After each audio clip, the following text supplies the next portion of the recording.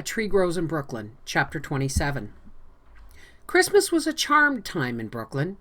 It was in the air long before it came. The first hint was Mr. Morton going around the schools teaching Christmas carols. But the first sure sign was the store windows. You have to be a child to know how wonderful is a store window filled with dolls and sleds and other toys.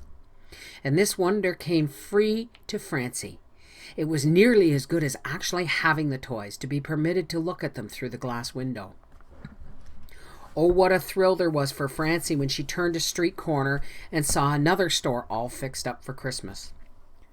Ah, the clean, shining window with cotton batting sprinkled with stardust for carpet. There were flaxen-haired dolls and others which Francie liked better, who had the hair of good coffee with lots of cream in it. Their faces were perfectly tinted, and they wore clothes like of which Francie had never seen on earth. The dolls stood up in flimsy, upright cardboard boxes. They stood with the help of a bit of tape passed around the neck and ankles through the holes at the back of the box. Oh, the deep blue eyes framed by thick lashes that stared into a girl's heart, and the perfect miniature hands extended appealingly, asking, "Please, won't you be my mamma?" And Francie never had a doll except a 2-inch one that cost a nickel. And the sleds, or as the Williamsburg children called them, the sleighs. There was a child's dream of heaven come true. A new sled with a flower someone had dreamed up painted on it. A deep blue flower with green leaves, the ebony black painted runners. The smooth steering bar made of hard wood and gleaming varnish all over, and the names painted on them. Rosebud, Magnolia, Snow King, the Flyer. Thought Francie, if I could only have one of those, I'd never ask God for another thing as long as I live. There were roller skates made of shining nickel with straps of good brown leather and silvered nervous wheels tensed for rolling, needing but a breath to start them turning, as they lay crossed over one another, sprinkled with mica snow on the bed of cloud-like cotton. There were other marvelous things. Francie couldn't take them all in.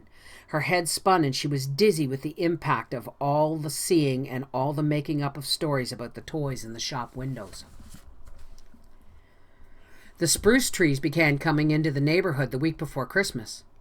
Their branches were quartered to hold back the glory of their spreading, and probably to make shipping easier. Vendors rented space on the curb before a store and stretched a rope from pole to pole and leaned the trees against it.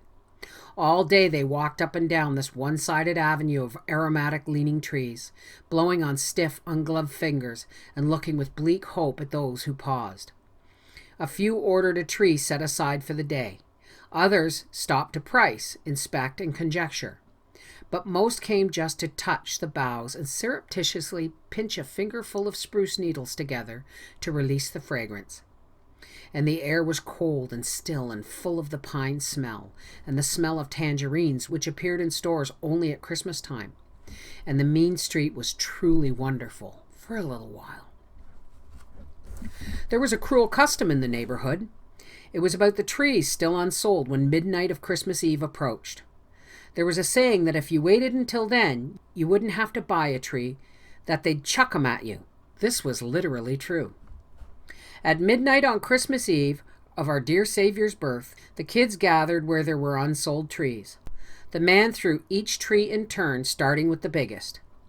Kids volunteered to stand up against the throwing. If a boy didn't fall down under the impact, the tree was his. If he fell, he forfeited his chance at winning a tree.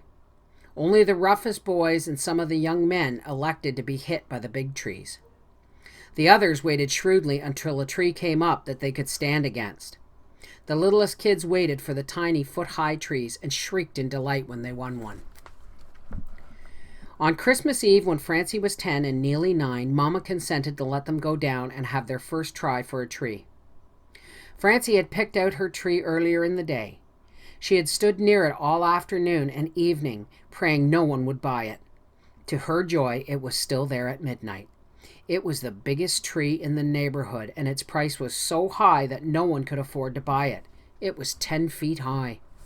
Its branches were bound with new white rope, and it came to a sure, pure point at the top.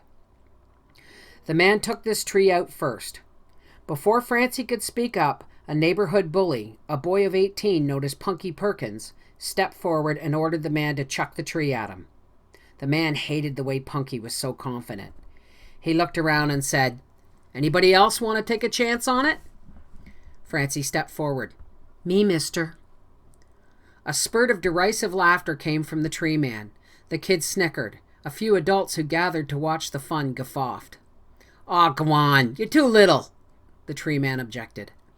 "Me and my brother, we're not too little together." She pulled Neely forward. The man looked at them, a thin girl of 10 with startling hollows in her cheeks, but with the chin still baby round.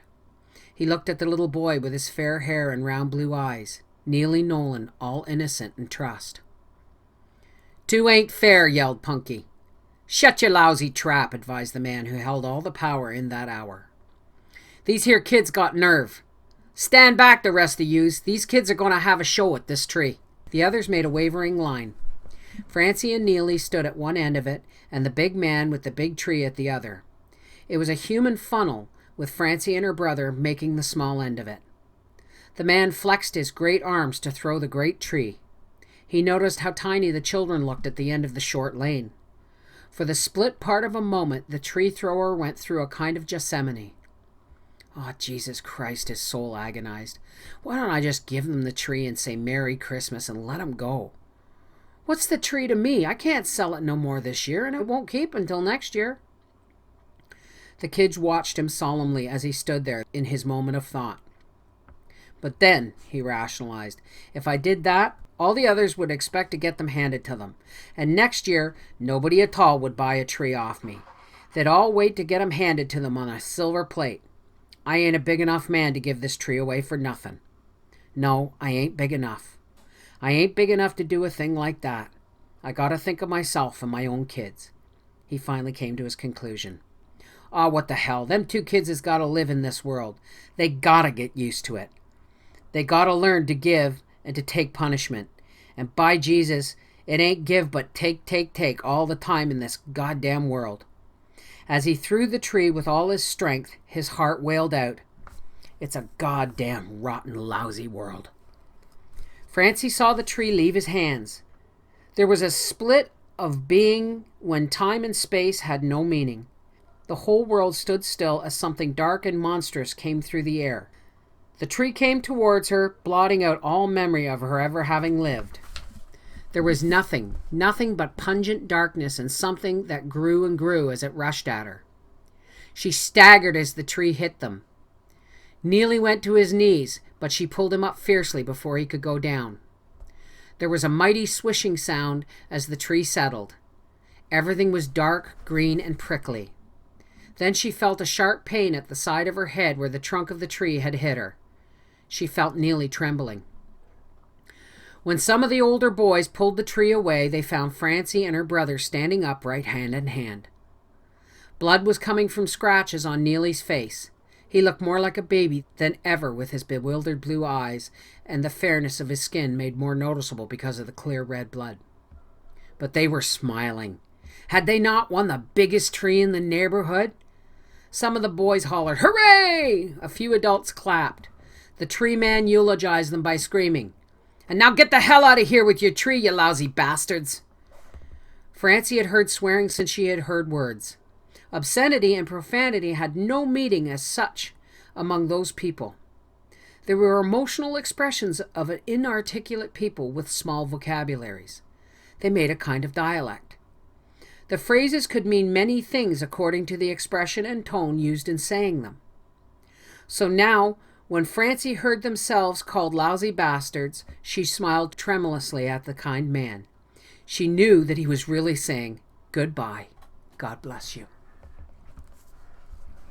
It wasn't easy dragging that tree home. They had to pull it inch by inch. They were handicapped by a boy who ran alongside yelping, "Free ride, all aboard!" who'd jump on and make them drag him along, but he got sick of the game eventually and went away. In a way, it was a good thing that it took them so long to get the tree home. It made their triumph more drawn out. Francie glowed when she heard a lady say, "I never saw such a big tree." A man called after them, "You kids must have robbed a bank to buy such a big tree." The cop on their corner stopped them. examined the tree, and solemnly offered to buy it for 10 cents, 15 cents if they'd deliver it to his home. Francie nearly burst with pride, although she knew he was joking. She said she wouldn't sell it for $1 even. He shook his head, said she was foolish not to grab the offer. He went up to a quarter, but Francie kept smiling and shaking her head no. It was like acting in a Christmas play, where the setting was a street corner, and the time a frosty Christmas Eve, and the characters a kind cop, her brother, and herself. Francie knew all the dialogue. The cop gave his lines right, and Francie picked up her cues happily, and the stage directions were the smiles between the spoken lines. They had to call up to Papa to help them get to the tree up the narrow stairs. Papa came running down. To Francie's relief, he ran down straight and not sideways, which proved he was still sober. Papa's amazement at the size of the tree was flattering. He pretended to believe that it wasn't theirs. Francie had a lot of fun convincing him, although she knew all the while that the whole thing was make-believe. Papa pulled in front, and Francie and Neely pushed in back, and they began forcing the big tree up the 3 narrow flights of stairs. Johnny was so excited that he started singing, not caring that it was rather late at night.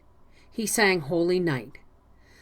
The narrow walls took up his clear, sweet voice, held it for a breath, and gave it back with doubled sweetness.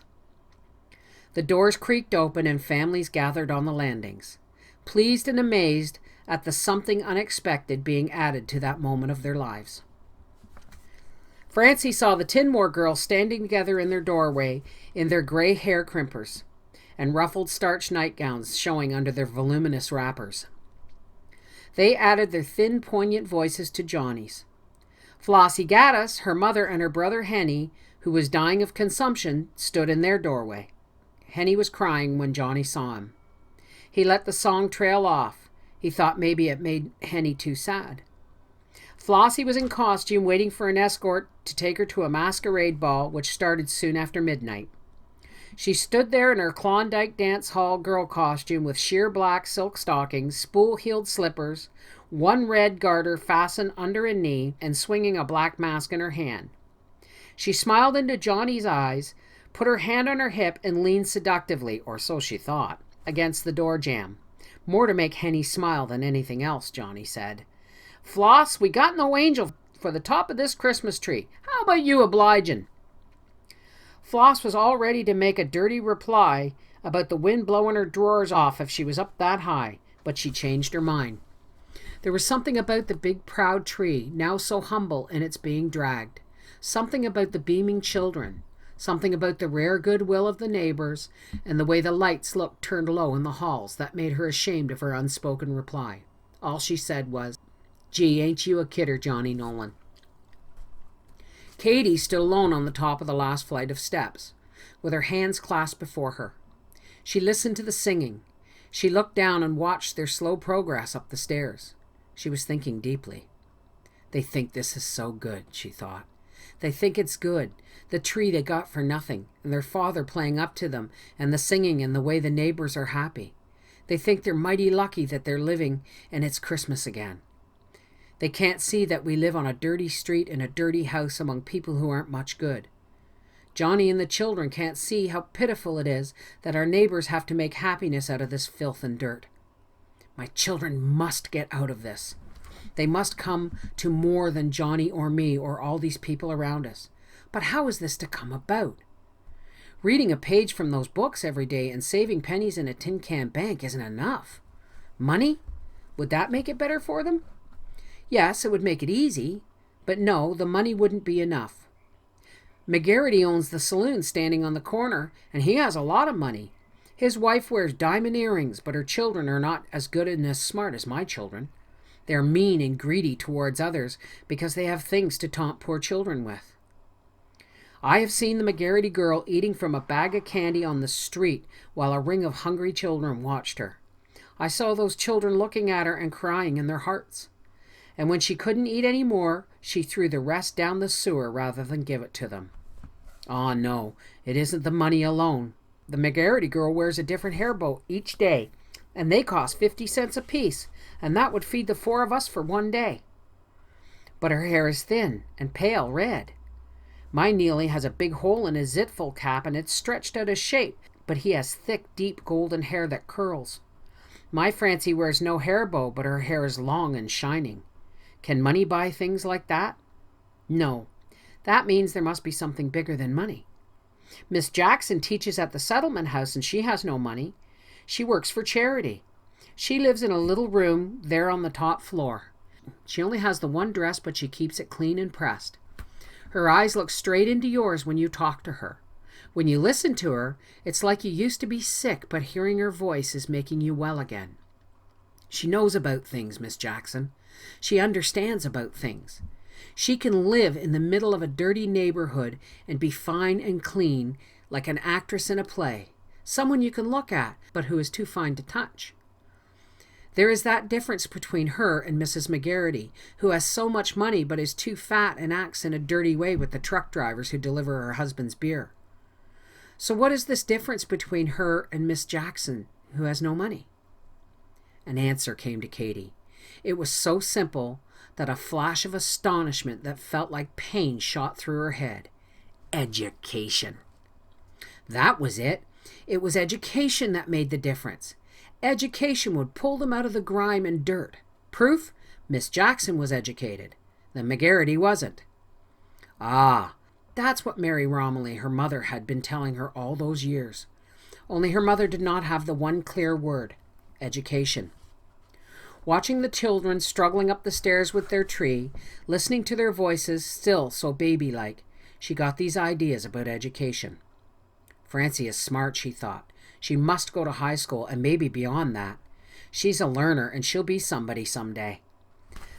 But when she gets educated, she'll grow away from me. Why, she's growing away from me now. She does not love me the way the boy loves me. I feel her turn away from me. She does not understand me. All she understands is that I don't understand her. Maybe when she gets education, she'll be ashamed of me, the way I talk. But she'll have too much character to show it. Instead, she will try to make me different.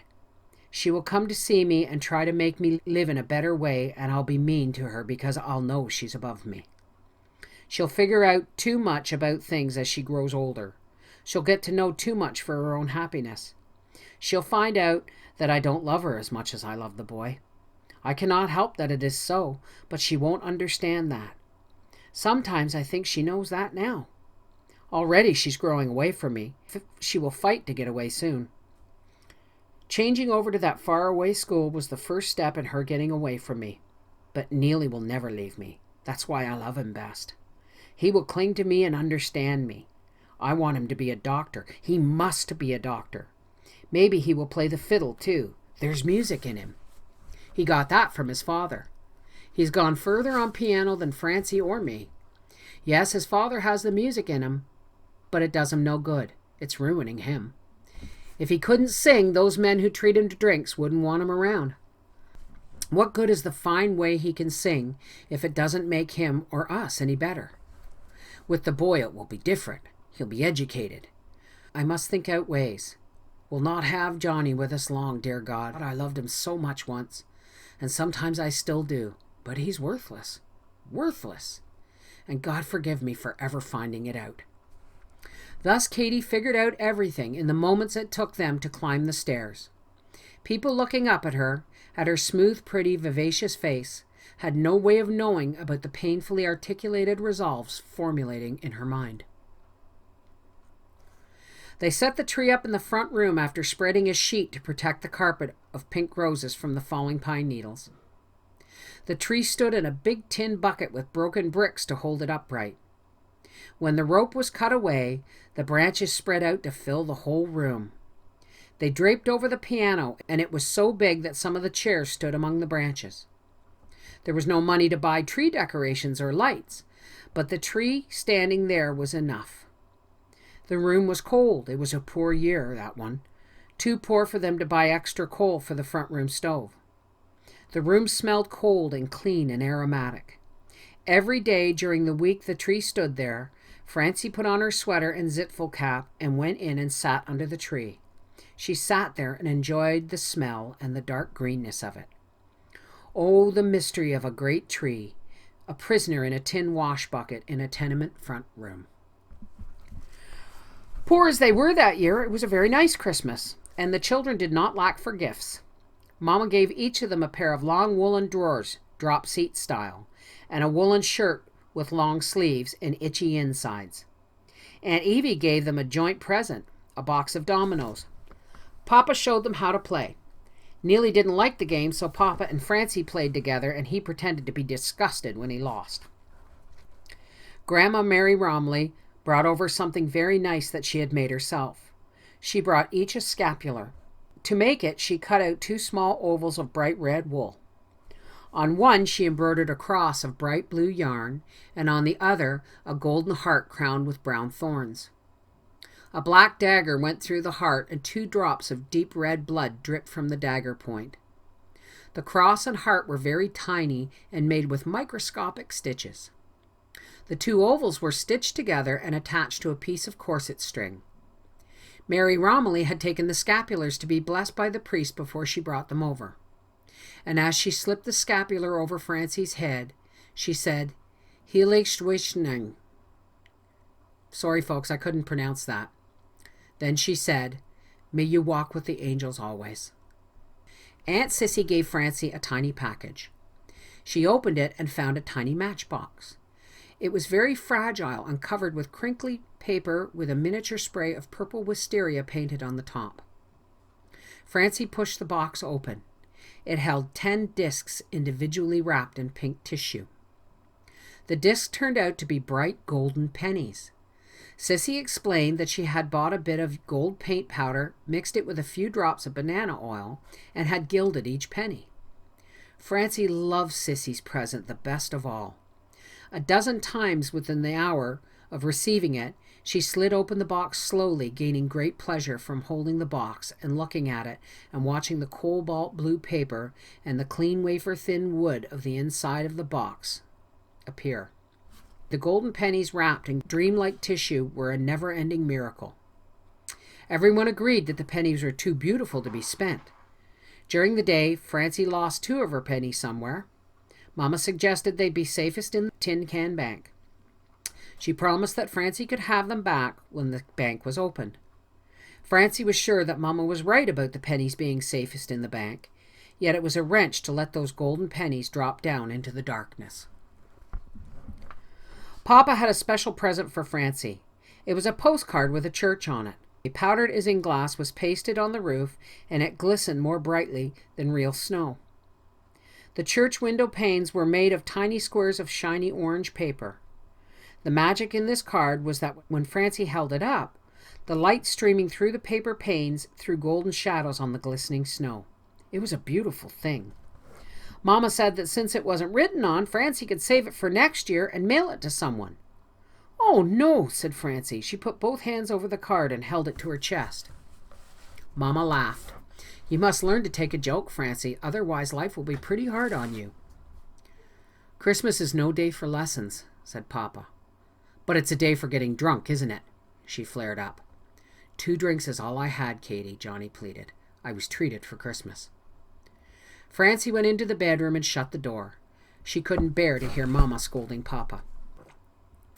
Just before supper, Francie distributed the gifts she had for them. She had made a hat pin holder for Mama. She had made it with a penny test tube bought at Knipe's drugstore. She had covered it with a sheath of blue satin ribbon ruffled at the edges. A length of baby ribbon was sewn to the top. It was meant to hang on the side of the dresser and hold hat pins. She had a watch fob for Papa.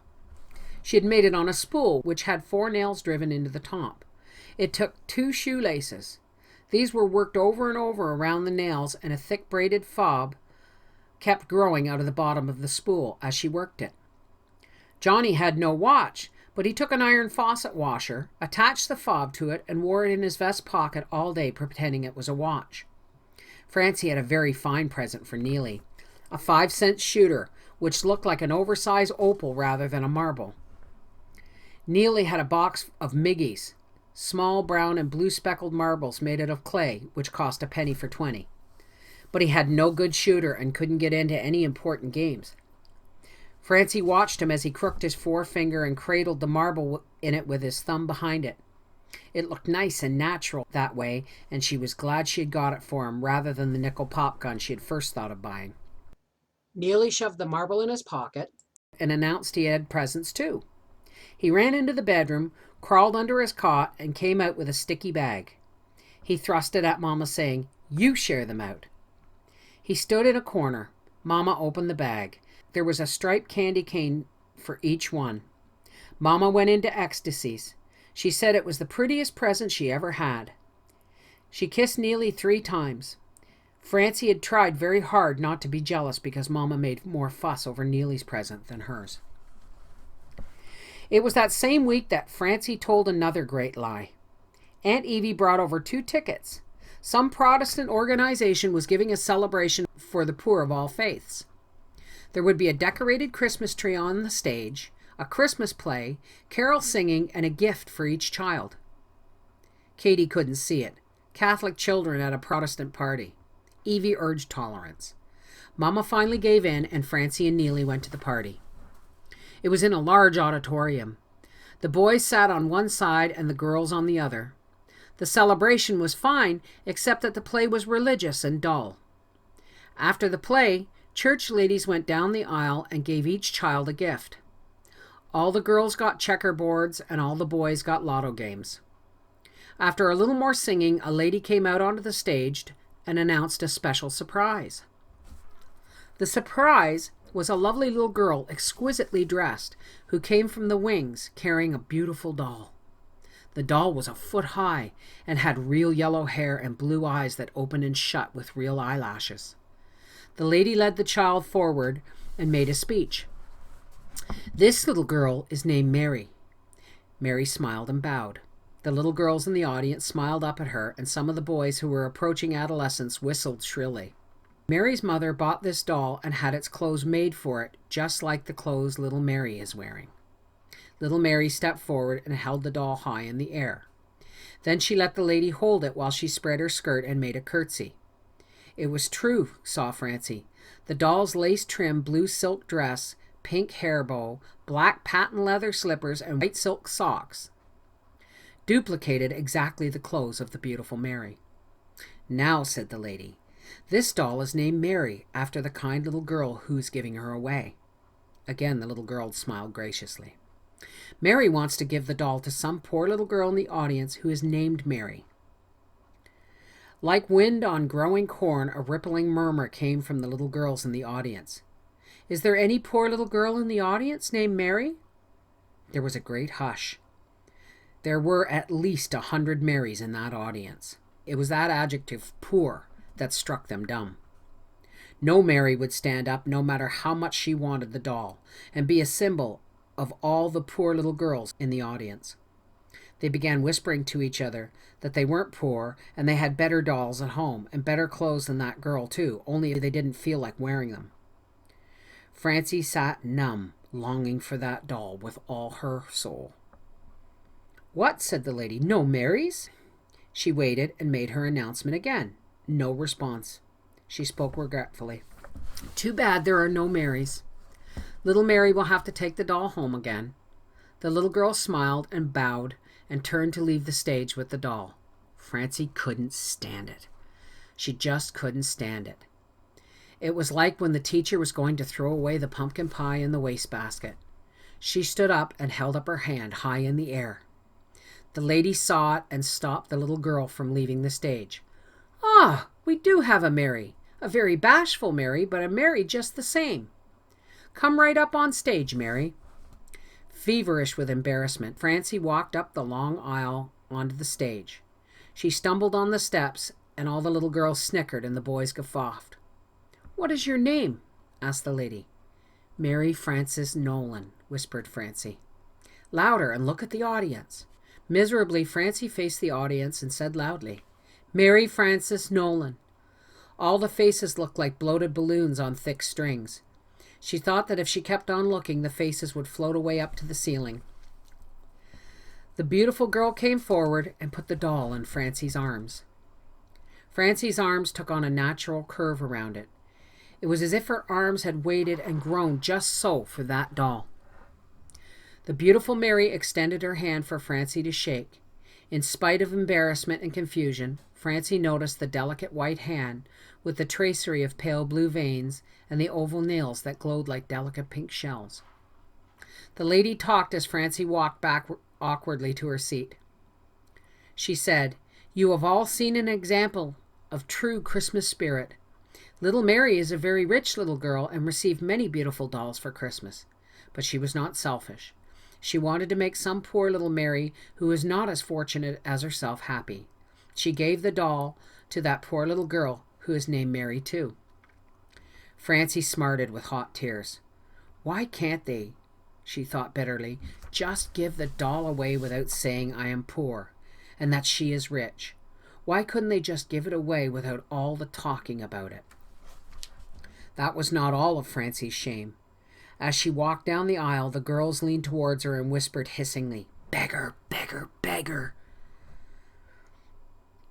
It was beggar, beggar, beggar all the way down the aisle. Those girls felt richer than Francie. They were as poor as she, but they had something she lacked: pride.